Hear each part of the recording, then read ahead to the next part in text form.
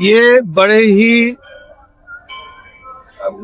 उत्साह और हर्ष की बात है, खुशी की बात है कि आज ये प्रज्ञा ठाकुर जी को, हमारी पूज्य संत जी को न्याय मिला है।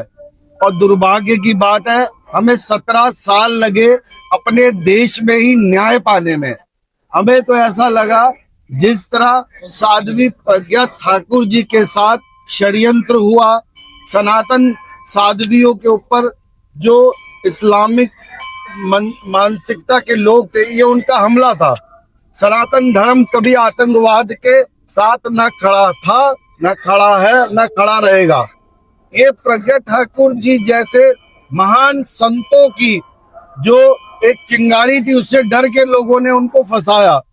पर आज मैं चाहता हूँ पूरे देश के लोगों को बताना कि साध्वी प्रज्ञा ठाकुर की जीत नहीं है, ये सभी उन संतों की जीत है जिनके साथ भेदभाव, अन्याय और जिनको झूठे केसों में फंसाया जाता है।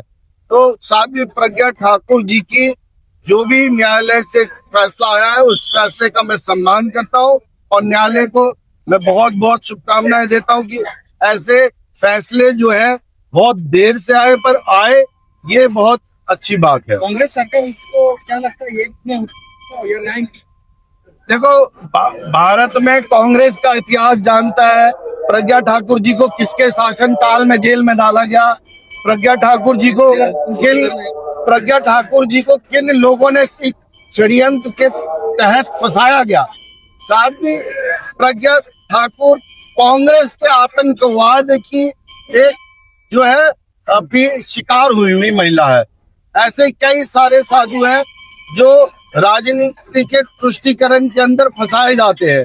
ये हमारे देश का दुर्भाग्य है कि जहाँ सनातन धर्म के साधु संतों को आसान टारगेट समझते हैं और उनको फंसा के और जेलों में डाल देते हैं। भगवा आतंकवाद कहा जाता था, लेकिन आप जो है भगवा आतंकवाद कहा जाता था, लेकिन क्या भगवा का भी आतंक? देखो, ये वेद पुराण उठाइए, भगवान राम जो थे मर्यादा पुरुषोत्तम थे, सनातन धर्म जो है मर्यादा पुरुषोत्तम है। हमारे सारा ग्रंथ और हमारे जो जितना भी कुछ मर्यादाओं में रह के, भगवा कभी आतंकवाद के साथ न था, न है, न रहेगा। ये हमारे देश को, धर्म को बदनाम करने की साजिश है और इन साजिशों का हम आप सब मिलके विरोध करें कि प्रज्ञा ठाकुर जी के साथ जो हुआ वो और किसी के साथ इस देश में दोबारा ना हो।